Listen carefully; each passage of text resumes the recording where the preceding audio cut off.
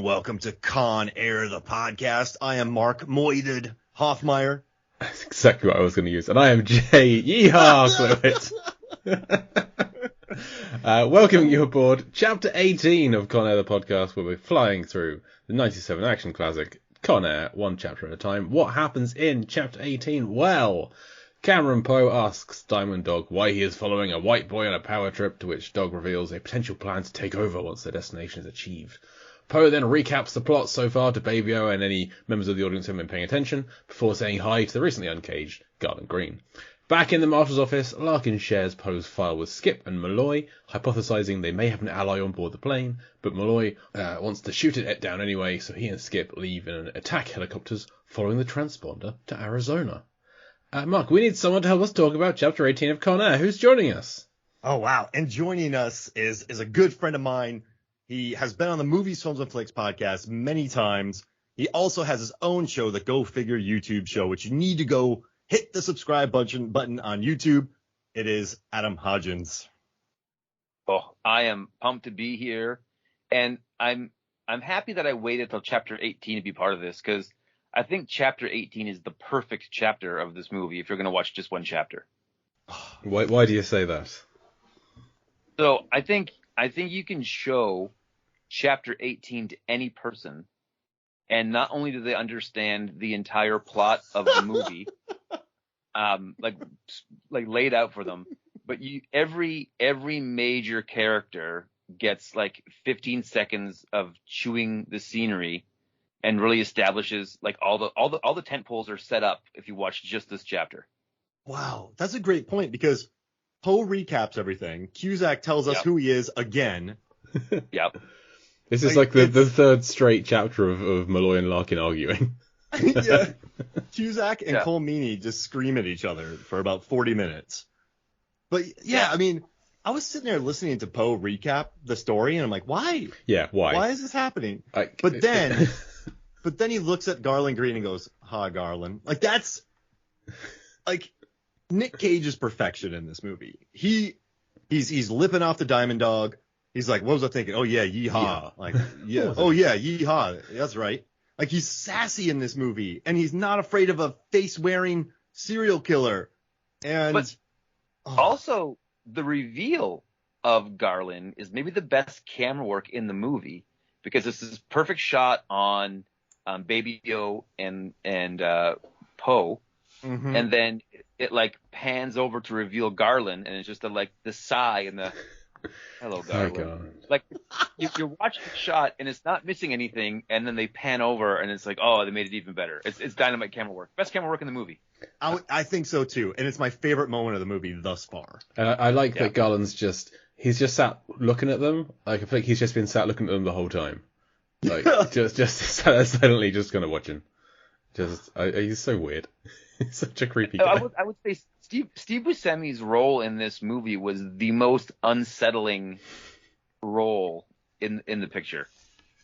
Oh yeah, right? Have a plane full of madmen. He was the guy who didn't say much, but you just were creeped out by seeing him. And he's sitting here picking at his fingers. He's not even saying anything back to them. And what had Steve Buscemi been in prior to this that was mainstream? Pulp Fiction, Fargo, and Reservoir Dogs, Airheads. Yeah, I guess in Airhead. I mean, he had been in a decent amount of films. I can't believe I'm blanking on it. Yeah, Fargo. Yeah, Fargo's his most main role. That and Reservoir Dogs, I think. And in all of those roles, he wasn't ever beloved. Like, he was never a character that you like. He was weirdly unsympathetic in this role. Like, there was no fans of Buscemi. He's always like this like subset B-list actor, or not B-list, but like subset character that wasn't like the main. There was never a Steve Buscemi project. Well, I mean, Trees Lounge was the year before, which he directed. And Barton Fink. And we missed it, Adam. He's in Desperado. That's true. He is in Desperado. He gets Danny Trejo'd. He's the best part of it. He gets Danny Trejo'd in Desperado, and they have he doesn't get killed by him, but they're in this movie together as well. And he's also in Things to Do in Denver When You're Dead, which Rosenberg wrote, the writer of this. He was Mr. Shh. I don't like Things to Do in Denver When You're Dead. I'm sorry, y'all. That and Pool Hall Junkies just infuriate me. I'm sorry. Let's have to get that out there. I have seen neither, but he's also in Miller's Crossing. I love his character in Miller's Crossing, but he was cast in it because he was the one who could say the dialogue quickest. All the actors they cast, he's the one who could say the lines fastest, so they cast him. And then he's been in most Coen Brothers films since then. I love it, but I think I know what you're saying, Adam. He was a character actor, and then he shows up. You didn't look at him and say, "Oh, that's Steve Buscemi." You looked at me and said, "Oh, it's that guy." Yeah. Let's cross the street. Yeah, he was Paul Giamatti in the 90s. Remember, you're like, who is that guy? And then you hit sideways. Yeah, he was that guy, and then he's surrounded by John Malkovich, Nicolas Cage, Michael C. Williamson, just big names, and he just steals it by just looking at him and having a funky haircut. Well, and he's the only one dressed in like all white, so he's standing out in that way. He's like so quiet, he's so still. He's just completely different kind of performance to everyone else. And even the reveal of who the actor was, right? You were scared of the guy before you saw who it was. Mm-hmm. And then it's Steve Buscemi. Mark, I had a Movies, Films, and Flicks Con Air moment the other day. At a bread store? I was watching, not at a pet store, not at a bread store. I was watching The Fan with Wesley Snipes. Oh, Johnny Legs. And I said, man, Mark and I should do The Fan on Movies, Films, and Flicks. And then De Niro's at the ball game with his son, where he leaves his son at the ball game. There's that scene where he goes to do that meeting and comes back, and then, the police had come because of the old lady, and he's like standing up and yelling, and this big guy stands behind him. He's like, "Hey, sit down!" And he swears at him, and it's Swamp Thing. Oh, MC Gainey. Oh.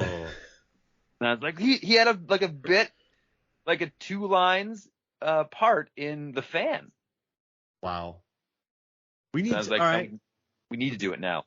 All right, we're definitely doing The Fan. And there's good fan work in today's clip as well. Nice. What a segue. How is Johnny Legs is in The Fan? That makes me happy. Unbelievable. What's your favorite Johnny Legs movie, Adam? Oh, man.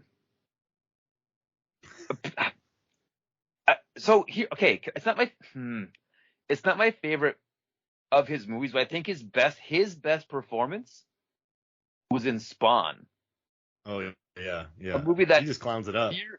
Near unwatchable. He's scenery, right? Like in a movie that should not be palatable, Johnny Legs makes it happen. I hope people on set were just going, should we let him go this far? Like, is this? Are we doing this? Like, I think he's gonna eat those maggots. I think he's gonna. Yeah, like he's eating the paint off the wall. Like, maybe he just saw the ship going down at him and he just went for it.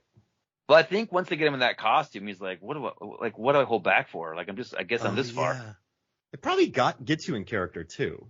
It has to. You don't put that much prosthetic and makeup on and then remain a human.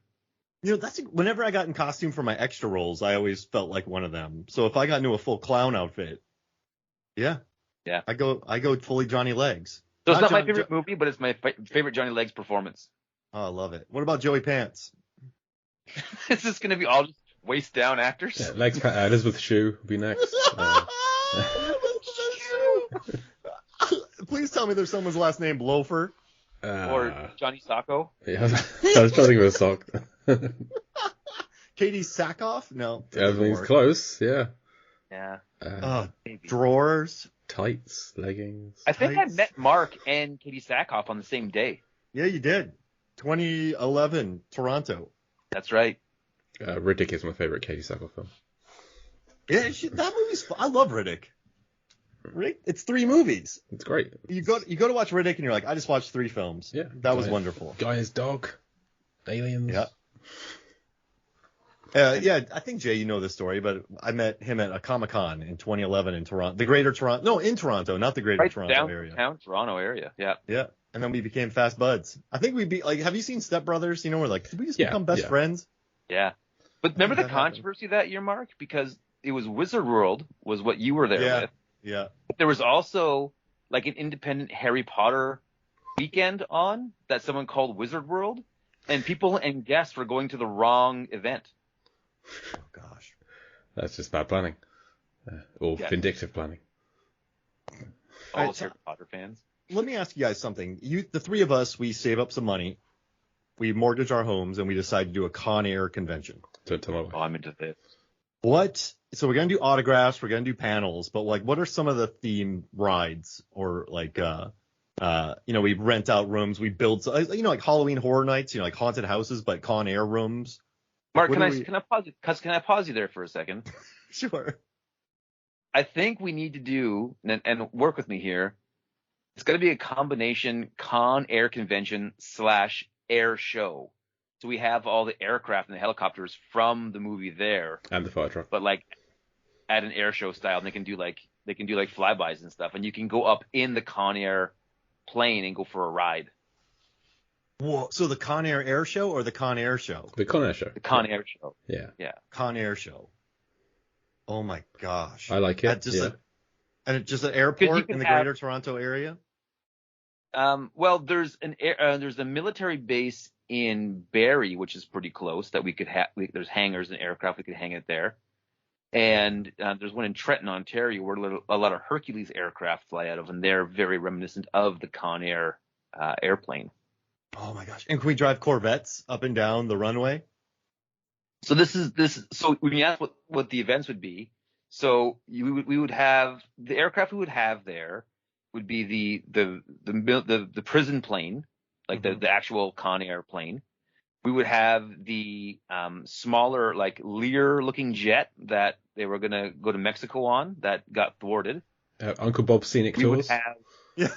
and we have the Uncle Uncle Bob's. Bob's Scenic Tours, and then we would have the Huey and the two Apache helicopters Yeah. that they chase them down with. Can we And get so we the have fire truck those are and the aircraft we motorbikes? have.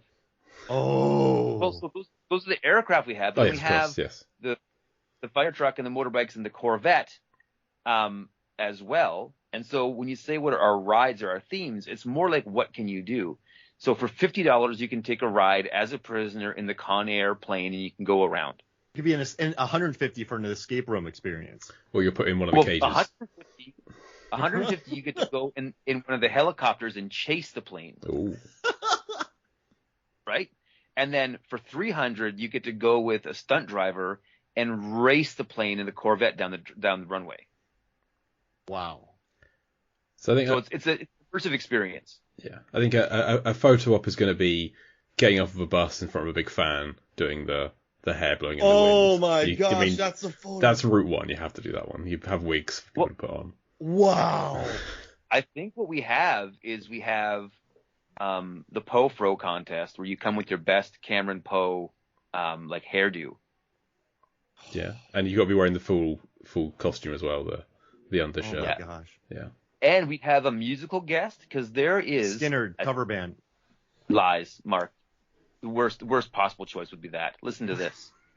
There is an Atlanta-based two sisters blues band, and you know what their band name is? Larkin Poe. Oh. Okay. They could do an open mic. Yeah, Larkin Larkin Poe. Also, can we set up a bunch of rubble and do a paintball match between cons and cops? Yes, 100% we're going to do that. That sounds. With like you draw a map in the sand beforehand to work out your plan. Yes, So, exactly. yeah. And a prison pull-up booth. Oh, yes. If you And can we do could 20 have- pull-ups, you get a teddy bear. Origami lessons, Spanish lessons, All we have Sandal is races? snowballs. sandal races. Who can wear the biggest suit? Yes. All we have to eat are snowballs, and there's a contest who can decode like hidden books fastest with the code card. Nice, I like it. Oh man! And the last thing, I want to have a track near there. I want to get 8 beige Volvos, right? Gut them out, roll cage them. They can only max out to 55 miles an hour, and you just have a nice race around like a circle, but a slow motion race in a beige Volvo. I think you could coincide that with the flying and try and drop a mannequin out of a plane onto a car. Now, do Do you think that the beige Volvo is like a Rock reference as well, or is that what you're getting at there? because it's in Face Off as well. It's the beige Volvo trilogy. Yep. Oh my gosh, just have the beige Volvo.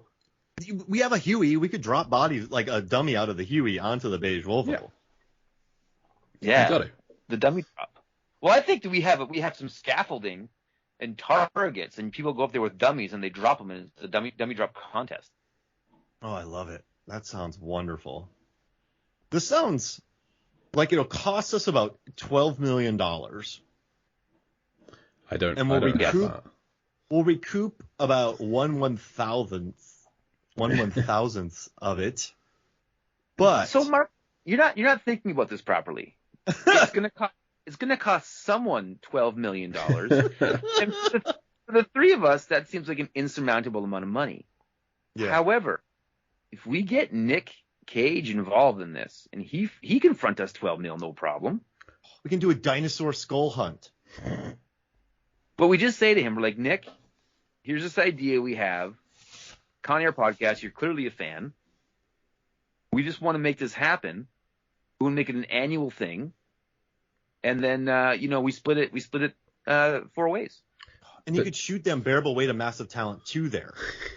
Yes, but do you think he'd be the kind of person who would like shell out for these extravagant expenses? Does Nick Cage seem like that kind of a guy? He paid an unreal amount of money for a Superman. Yeah, he bought a castle. Yeah, like this is come on.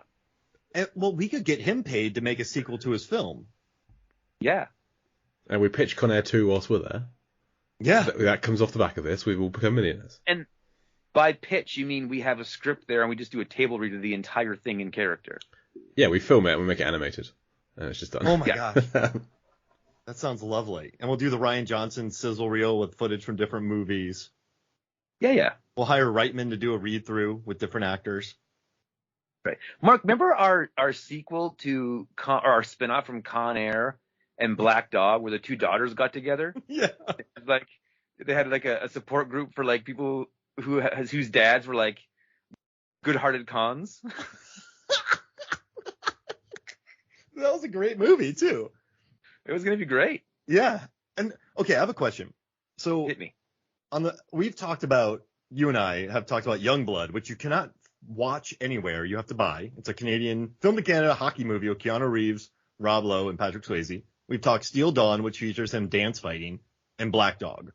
How would Swayze, if Swayze was cast instead of Nicolas Cage, what kind of movie would this be? Jay and Adam.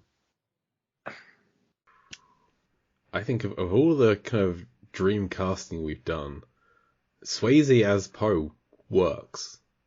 I think that like works well. Yeah. I can see that he can pull off the hair. He's got the physique. He can do a drawl. I want to say. Oh my gosh! Yeah. Wow. It would be he did the drawing next to kin, but I want to say this. I think that if you pull that switch, if you pull Cage out and you put Swayze in, this movie becomes infinitely less quotable and less like tee hee hee. It's great. It becomes actually more of an earnest movie, but doesn't have the pop culture like status that it has now.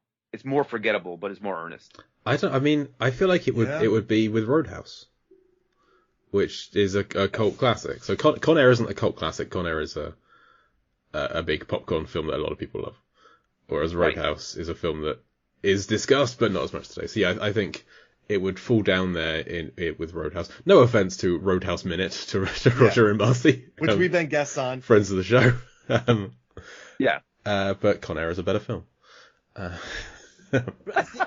think Patrick Swayze does have more of an earnest vibe. Yeah. Yeah. Like I think he would have gone full Red Dawn in this, right? Oh, because also Swayze doesn't have the kind of mystique or memeability as Nick Cage, as like once bitten and is losing his mind in different clips. So Swayze doesn't have that. So then, it wouldn't be that GIF or GIFable. It wouldn't be that memeable, but it would be super earnest. It would be Black Dog in the Air with Meatloaf as Swamp Thing. Well, but again, like That even works take the line Yeah. to put the bunny back in the box. When Swayze delivers "put the bunny back in the box," it's not something you Please. quote with your friends, right? Like, It's please like put that bunny back. yeah, he's being very earnest. Like, look, come on, put the bunny back. I don't want to do this. I don't want to kill you in the belly of the plane, but I'm gonna. That all gets portrayed in that phrase as opposed to like, put the bunny back in the box and just But like what it. I think is, it right? remains quotable, but just in a different sense. Because again, go back to Roadhouse. Pain don't hurt is quite a well-known saying, as is nobody puts baby in the corner. Both Swayze classics. So whenever I see my friend Chris Acker, the first thing we say to each other is left boot. there we go. And the wonderful thing about put the bunny back in the box is it's a very esoteric line that's said 3 times in the space of a minute. We're not there yet, but that line was developed to be a catchphrase. To come out, so that people come out of the film going, put the bunny back in the box. Why can't you put the bunny? That's the whole purpose of it, is it, in the film, is for people to quote it. So whether it's Cage saying it or Swayze, I think it's memeable. I think it's quotable. But yeah, it's agreed. Cage is more memeable. Cage is more good-shippable than Swayze. I feel like a tear would run down Swayze's eye when he asked for him to put the bunny back in the box. Yeah, like, just, come on, Billy Bedlam. I didn't want to hurt you. Yeah, just, let's go Black Dog. Yeah. But I'll say Swayze never had a business mullet. He always had a really feathered mullet. Yeah. Yep. Yeah, he had a dancer's mullet. When he got into business, he had short hair. He had the Hoffmeyer. Can we talk about Cusack's hair in this scene?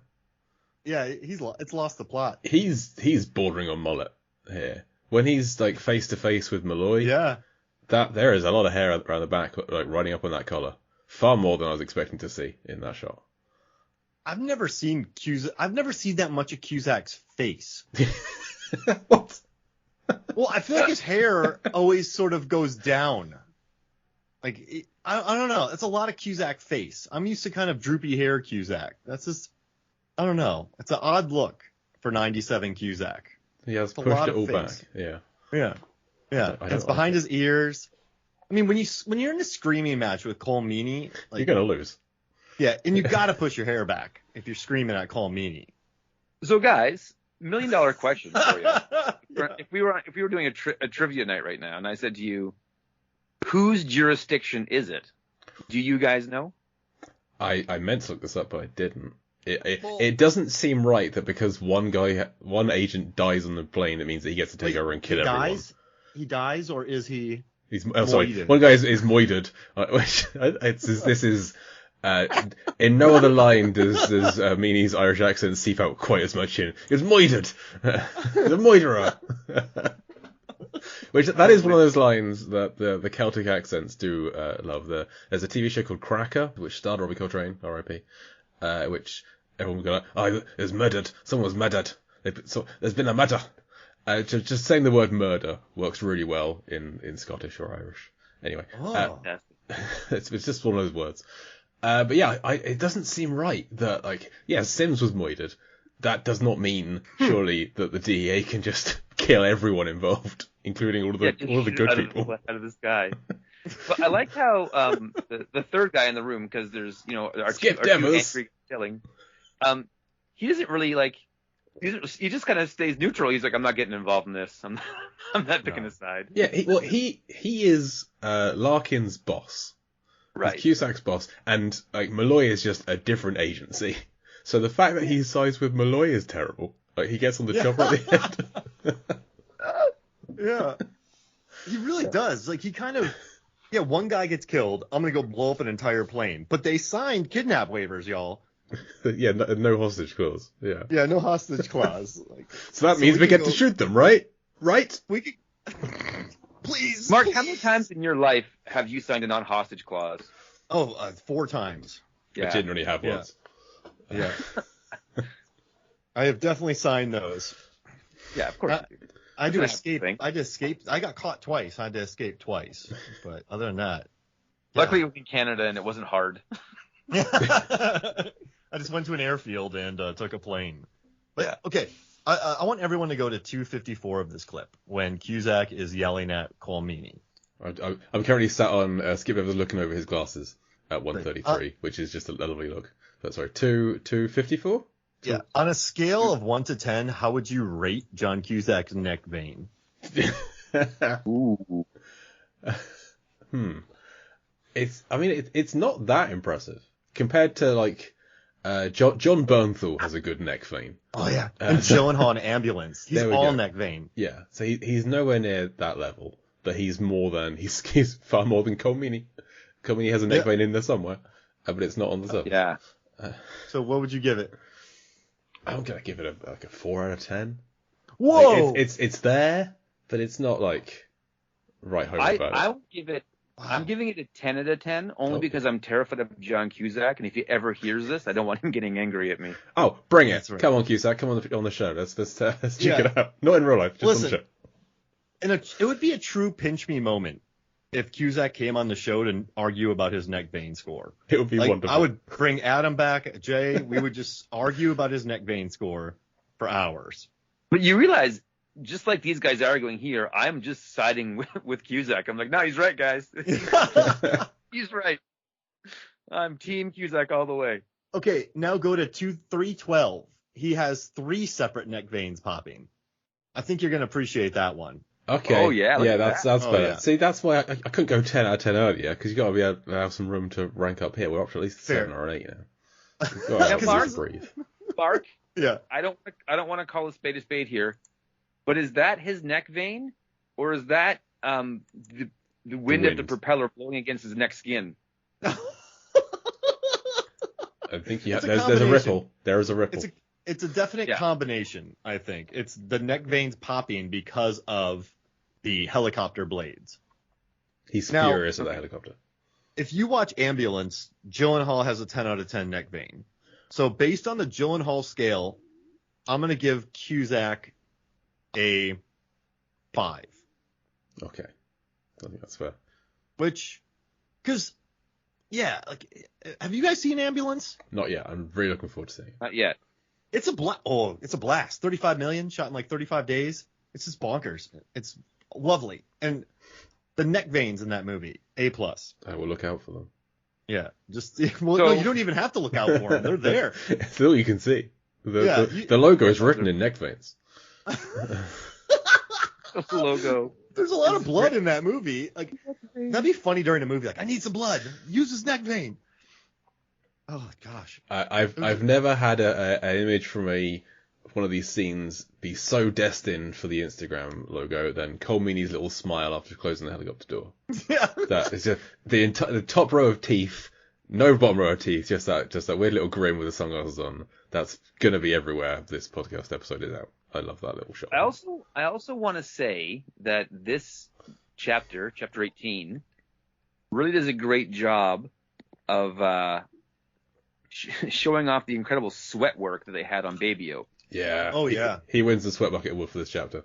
No comment. Like yes. Whoever did the sweat work should have got an Oscar for best sweat work.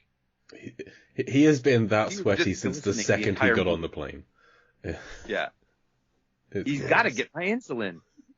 Did you know he's diabetic in this? I'm not sure he's mentioned it. And you know what's great? Not only does he have face sweat, he has neck sweat, and his shirt is kind of soaked. Yeah. Oh yeah, no, they were not fooling around. But like the director walked by and he's like, you know what? 20% more sweat. I think he can still breathe right now. Let's try and drown this guy. Give me the Evian spray and just. Yeah. Yeah, the Rock saw this film and thought, I've got a good idea. Oh, do you think Dwayne Johnson stole his sweat look from this movie? Of course he did. Yeah. Of course he did. Was it? We had Nick Seminoff Deep Sea. Is it the sweet sweat he calls it?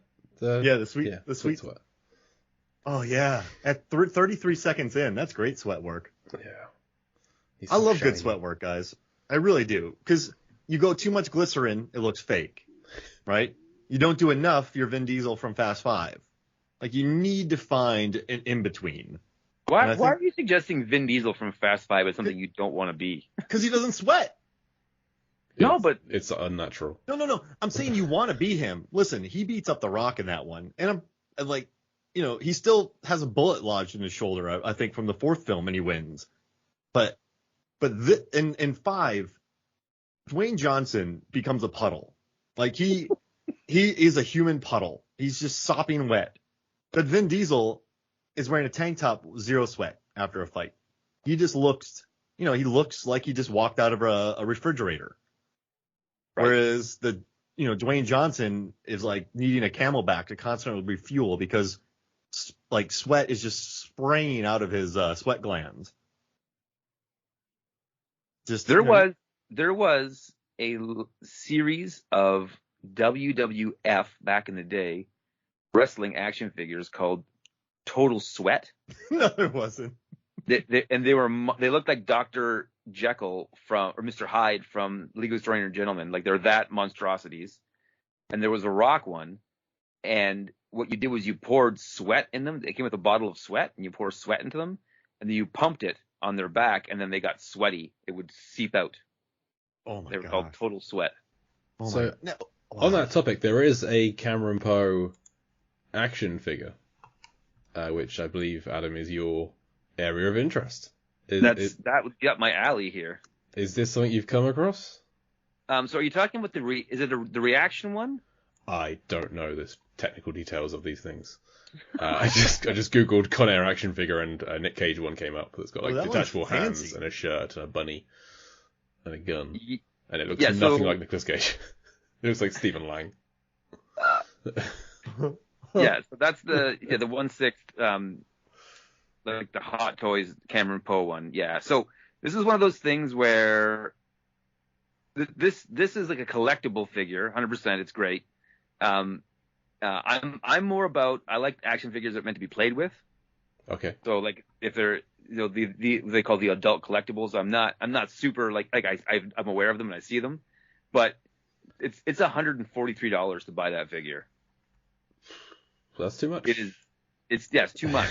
Too much money. However, though, if Hasbro would have released a Con Air toy line, like I want to hear about this. They do Robin Hood Prince of Thieves. You did a wonderful series about how they did a first edition, and then they didn't do a second one. So you made legitimately made costumes to come up with the second release of Robin Hood Prince of Thieves toys. Right. And it's actually a thrilling episode because you create things, like you actually make nice things.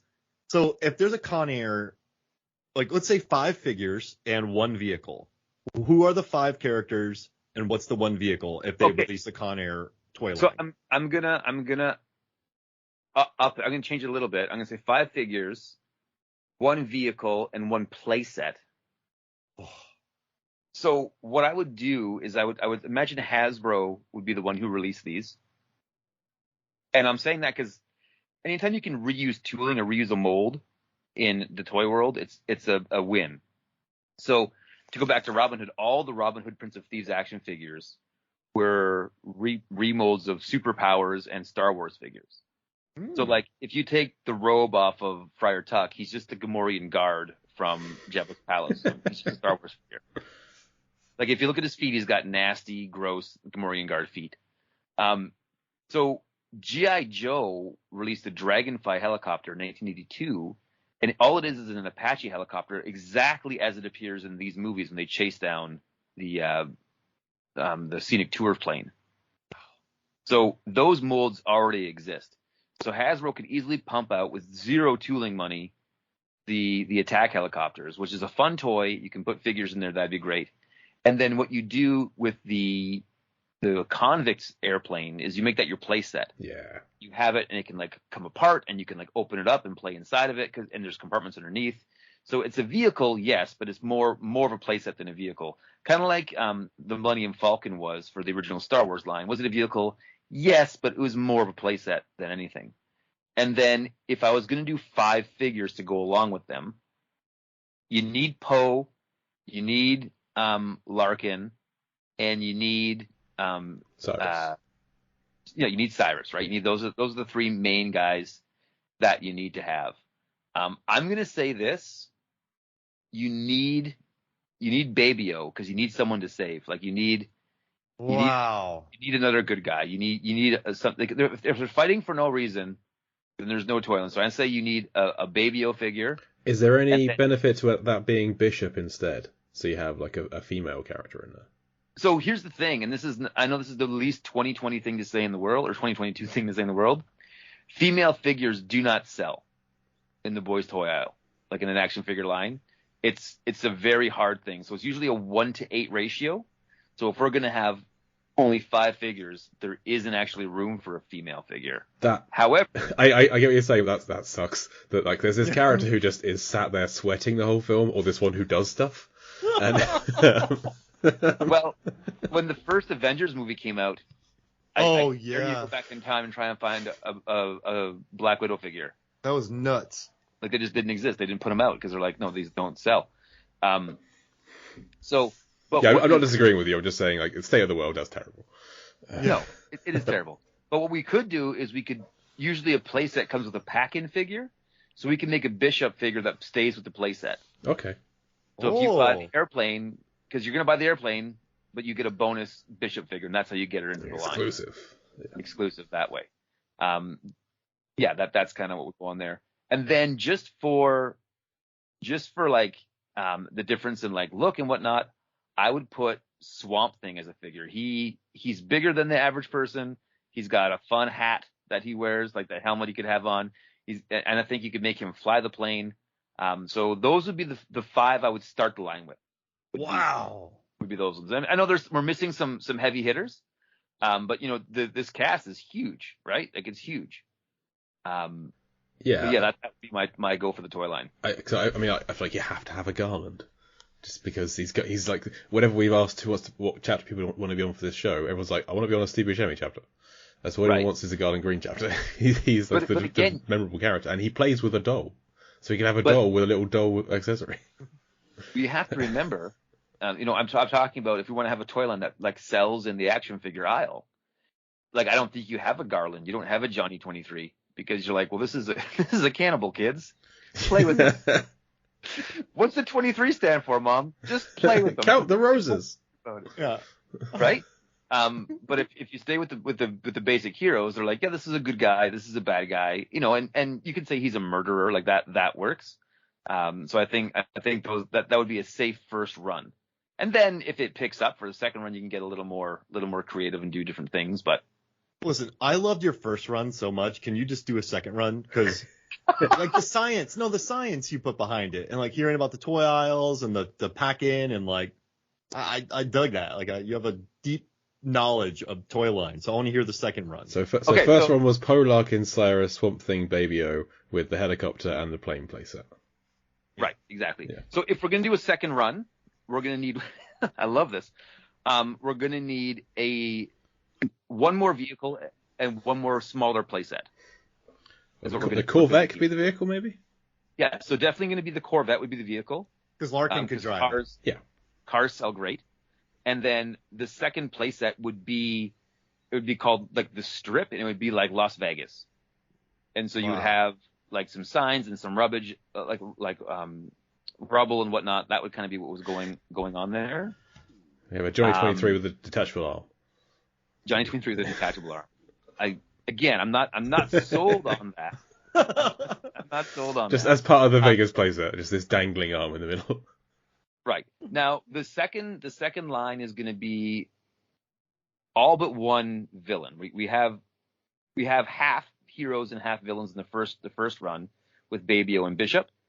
So we don't want to you always want to have fewer heroes than villains, so that you're going against something. You're fighting. You got to overcome something in the storytelling.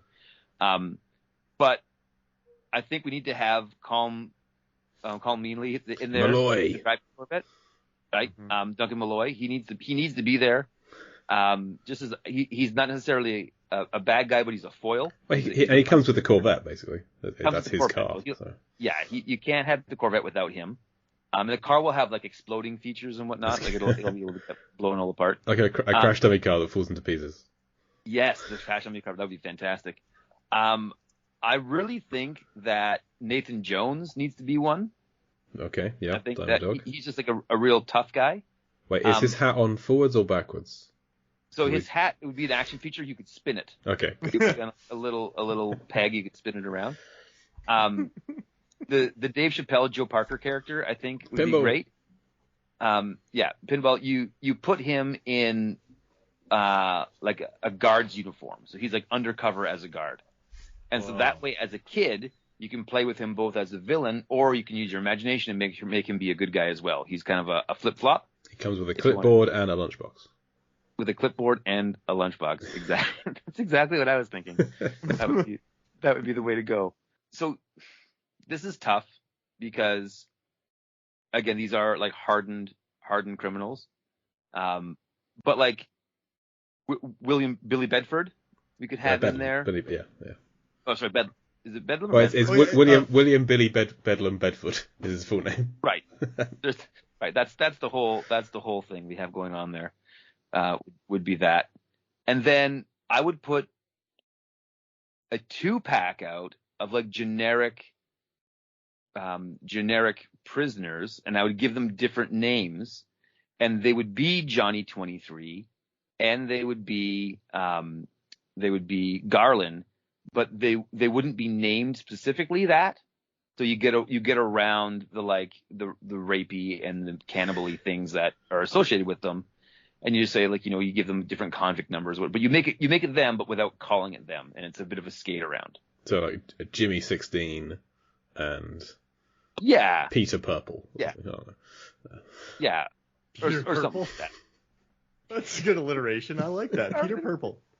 I don't know. Oh man, Ricky Red. No, I like Garland. Wait, was this purple? What was it again? Peter Purple. Peter Purple. Wow.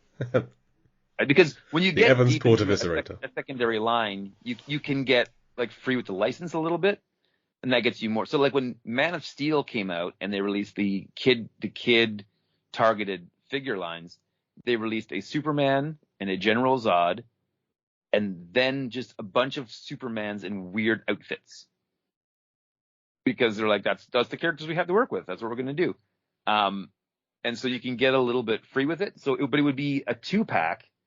So you get two figures for just slightly over the price of the one. But they would come with stuff. So they would come with boxes with a bunny in it and guns. And they would come with like accessories that go with the airplane. Oh, and you could have the crouch fight. Yeah. Well, like say the playset will have different compartments, because those are the rules of a playset, right? It needs to be a backdrop for your figures to play against, so it's just like it creates the world. It needs to create levels, so there needs to be different levels of play on it. So you would have the belly of the plane open up and the side of the plane open up, and you could have battles in both those two things. A little spring-loaded pipe. Because it's a big bedlam to impale himself on. And that's the third thing is it needs to do things, right? So you could have the plane have like crash action when it crashes and falls down into the dirt and they got to pull it out and that kind of thing. Wow. I see it. I love it. I see it all. Yep. Yeah, and I think it sells. I think it sells great. And for more of that, go to GoFigure and on YouTube and subscribe. Also, the Instagram page is great. Also, you had some huge names on for a race. Big names in the industry. Mark Hoffmeyer was there for the race. Yeah, well, much bigger names than me. Like big name actors, big name YouTubers, and me. And you had me pick a vehicle for a race. You built a homemade ramp. Yep. And you were like, Mark, pick a vehicle. I picked the vehicle from He-Man that looked like the most unwieldy and just heavy and impractical. And the battle ram. In true ride or die fashion, my vehicle is the only one that didn't complete the track. Got stuck halfway. Rolled backwards on the starting line.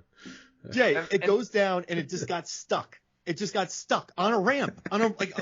How does a car get stuck on a ramp? They're designed to work on a ramp. It's a car. Yeah, exactly. And mine just went boom and stuck there. And part of me for a split second, was like, do I rejig this and figure out a way to make it work and then run the race again? And I thought, no, Mark would like it better. I was going to say, you knew what Mark wanted. Yeah. Yeah. Chaos. Mine's the one that didn't even finish the race. He lost his style. That's for sure. Like I didn't even come close. I didn't even go halfway. It got stuck on the ramp. I don't even understand the logistics of that. but it got stuck, and I'm proud. Very happy. It's one of my top 5 moments on my channel for sure. Is the Mark Hoffmeyer Battle Ram Jam, the Battle Ram Jam. Oh man, the Battle Ram Jam. Oh man, Mark Hoffmeyer's Battle Ram Jam. Oh, that sounds like a monster truck rally. Oh yeah, Battle Ram Jam. So Smucker's finances it. Speaking of monster truck rallies, we didn't have one of those, but last weekend in Ontario they have something called the Fall Brawl, which is like a demolition derby that is 9 hours long. Joosh. Yeah, was Roman from the Fast and Furious world in it? But my wife went to it because she loves demolition derby, so her and her friends go, and I let them go. But they had a demolition derby Royal Rumble this year, where every 30 seconds a new car came in. Oh my gosh! And I was like, I'd watch that. That sounds entertaining. And I would call it the Mark Hoffman Battle Ram Jam. My car would be like, if I entered one of those things, I would be the first one knocked out. No, you wouldn't make it into the thing. Yeah, exactly. I would not, like, people are like, oh, I gotta drive in reverse to hit their engine. I would just plow into the first car I see. And then how cinematic can I make this, says Mark. I was at the Mark Hoffmeyer Battle Ram Jam, and he entered it, and he was going 30 miles an hour, but he flipped 14 times. Somehow he was going sideways? I can't... He started on his roof. From the car? Yeah. Man, that was the most intense minute, like 14 seconds of the Battle Ram Jam. Yeah, that's what it is right there. But Battle Ram Jam. So Jay, how many cons are in this here? We're still at 19. We don't see many in this chapter. We only see like 4 in the chapter. We see like Poe, Diamond Dog, Baby O, and Garland. That's what you see. And one bit that's kind of cut out from the script is when Malloy and Larkin are fighting. Larkin really goads Malloy into like admitting that he's angry and he's doing it out of revenge. But Skip just never really cares about that. He manages to get Malloy to like threaten to kill him, basically. Like, you're just like Cyrus the Timmy, you just like killing. And Malloy gets really angry about it. It reminded me of 12 Angry Men with a similar scene in there. Like, I'll kill you. I'll moida you. I'll moida you. Exactly. But yeah, so this is a wonderful scene. I'm kind of getting a little tired of these two arguing, so I'm glad that they part ways. Because if we were doing this minute by minute, this is like 10 minutes of just these two going at it for a while. Yeah, that'd be a nightmare. No, wait. What about if Malloy gets in the helicopter, if he sticks his thumb to his nose and then does the finger thing like like the turkey? I don't know what it is. I'd have a new shot for the Instagram image, definitely. Do you think that this was fun for him to play after coming off of O'Brien, who's maybe the most agreeable person on Star Trek? Well, apparently Cole Meany's not a big fan of this role. Really? Yeah, well, this is kind of because he's not done a lot of big action films. He's done this and Die Hard 2 are pretty much the ones that spring to mind. There's not a lot of acting involved here. He's just like his shouting. There's not a lot of character development. It's like my character's angry. By the end of this, he's accepted that someone died, and he hasn't got a car anymore. So this isn't his. I think he's been in an interview like, yeah, I hear that people like it. That's okay, I guess. So I don't know. This feels like a paying the bills kind of role. But I love this character. He's one of my favorite characters in the film. He's I'm for all the way. Yeah, Jay has dubbed him a bad good guy. Yeah, because he's on the side of the good guys, but he's in the way. He's a bad good guy. But yeah, and I for some reason I don't know what it is about Larkin putting his sunglasses on after the helicopter leaves, but I like that. I don't know what it is. He's not facing into the sun. He's just watching a plane fly away, but he's still got to put his sunglasses on. Got to do something, I guess. I guess it's better than flicking them off. Like, I'm just putting my sunglasses on. I'm nonplussed. Yeah. Unbelievable. Yeah. Oh gosh. Well, hey Adam, thank you so much, man, for joining us. This has been so fun. Your energy is always great, and I'm really surprised. Unlike our Peter Rabbit episode that went 2 hours into some incredibly dark places. Wasn't that just on the trailer? Yeah. We did a Peter Rabbit episode, and then we did a Peter Rabbit 2 trailer episode, which is almost as long as the Peter Rabbit episode for the whole movie. Oh man, and just we went to some very dark places in that episode, so I'm glad that we avoided those dark places. And we have Con Air Con. Pretty much on topic for this chapter. So I'm saying we take the audio clip of just Con Air Con, and we start spreading that around as many places as we can to get Nick. We got to get it. If Snyder can get the Snyder cut made, then we can get the Nick Cage Con Air show made. We should. It should happen. I could run it. You know how I manage events. I can manage big events. Yeah. I can attend. Yeah. And I will support from afar. Wait, no, you can. You'll be the MC of the weekend. Oh yeah, I'm down with that. Yeah, you can MC, and then I'll Jay have and I'll just be people running write around. action figures there. I'm like, here. It's like, and it's also a little bit of a toy show. I'll sell some action figures. You put up your own booth. That's right. Well, where can the listeners find you, Adam? What have you got to plug? Yeah, so like Mark said, I just on YouTube just look for GoFigure, one word, and we have lots of fun there. And on Instagram as well, we do that stuff. So it's just again, just playing with toys in a fun way. So it's a lot of fun. And I'm also on Movies and Films and Flick with Mark every now and then. So if you want to go there and hear more ridiculousness, that's where that happens. Which episodes would you recommend? Lady Hawk's crazy, Steel Dawn's insane. I recommend Breaker's nuts. I really like our Knight Riders episode. Oh yeah. I recommend the episode where that. you cast people to fight against the Predators. Oh yeah. That was a fun one. Yeah. The Predator Scout video. I was just sitting there minding my own business. I get a message from Adam, and he's like, "We're recording this episode about predators where people fight." I'm like, "Yeah, cool. We can do that." So yeah, well, it was a handoff from you. You had talked about the Predator, and you're like, how do they scout these guys? And I was like, Mark, we got to follow this thread. We got to pull it. yeah, that was a fun combo. And also listen to our icebreaker episode because we talk about the greatest kitchen fight ever. Yeah, I think the icebreaker episode is a quintessential Adam and Mark episode. Yeah. And then in Youngblood, because I'm just so exasperated. That was the only time I've really felt that you were not angry at me, but no, I was during the cliffhanger episode. That's the one time I was angry at you. Yeah, Mark was so mad. He's like, guys, I gotta go. And Megan and I just kept riffing.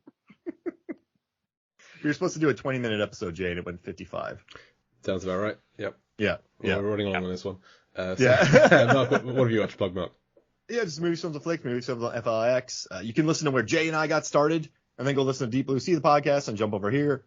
Jay and I did a wonderful Home Alone 2 episode. We did. Home Alone 1 and 2 together, I think it was. And that was a lot of fun. We talked about the science of the world. Oh, Airheads! Yeah, Airheads where we recast everyone with pasta, I think. If memory serves. What pasta is Adam Sandler? What pasta is Steve Buscemi? I was just running out of pasta names, but I think we did it. That was a good episode. And then, all the ones passed in the past with Adam. So, maybe Steel Dawn, because we talk about the greatest punch ever thrown in cinema history. So that's it. That's where you can find me. As for me, Life vs. Film is my site. You can hear me once a month hosting movie trivia on Lampardy over on the Lamcast.